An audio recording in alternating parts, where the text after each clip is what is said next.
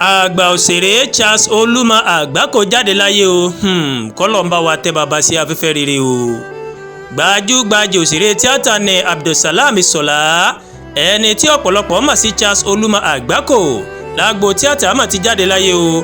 ààrẹ ẹgbẹ́ òṣèré ní Nàìjíríà Bọ́lájí Amúsàn tí ọ̀pọ̀ mọ̀ sí Mr Nothing ó mà ló mà kéde ikú rẹ̀ nínú àtẹ̀jáde kan lórí Instagram rẹ̀ gẹ́gẹ́ bí ìròyìn tó tẹ̀ wá lọ́wọ́ o.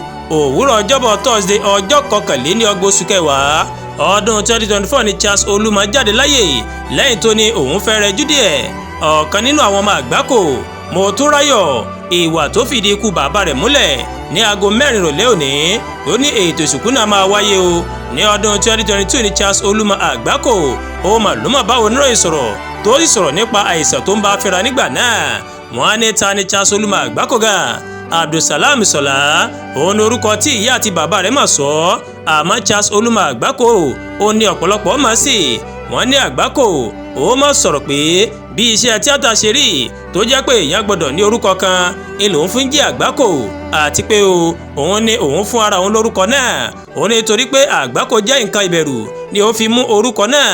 ní ọdún 1923 òun ni wọ́n bí Charles Olumo Agbako sáyé tó sì papòdà lọ́dún 2024 lẹ́ni ọdún 81. ó ní bí wọ́n ṣe máa ń jó nínú eré láyé ìgbà náà bí àwọn Ògúndé ó mà ló mọ̀ wọn náà láti darapọ̀ mọ́ eré tíátà ní nǹkan bí 60 ọdún sẹ́yìn. Àgbákò ní ọ̀pọ̀ ọjọ́ ni òun kò lè gbàgbé láyé òun pàápàá ọjọ́ tí ọmọ òun jáde láyé lásìkò tí òun ṣeré lọ́wọ́ tí òun kò sì lè kúrò níbẹ̀. àmọ́ ó ní ọjọ́ tí ìyá òun kú òun lòun kò lè gbàgbé láyé òun. Àgbákò gbajúmọ̀ fún ipa líle tó máa ń kó nínú eré àtàwọn èdè òyìnbó ńláńlá tó máa ń sọ nínú àwọn fíìmù. ọ̀pọ̀lọpọ̀ fíìmù ó ní Àgbákò ti ṣe o tó ì ti gba àmì ẹ̀yẹ lọ́kọ̀-òjọ̀kan. kí Ọlọ́run ọba Elédùmarè kó bá wa tẹ́ Àgbákò kó bá wa tẹ́ sí afẹ́fẹ́ rere o.